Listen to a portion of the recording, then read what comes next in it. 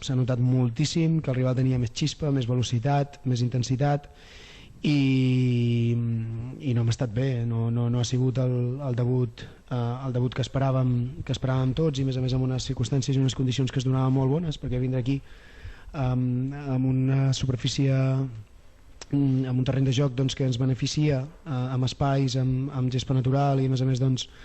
amb el fet que ells no han trepitjat ni una sola vegada aquest terreny de joc en tot l'estiu, ens pensàvem que ens ajudaria una mica més i ens hem equivocat. Em sap greu per l'aficionat del Palamós, em sap greu pels jugadors, em sap greu per l'estaf, perquè venia amb moltíssima il·lusió de sumar els 3 punts,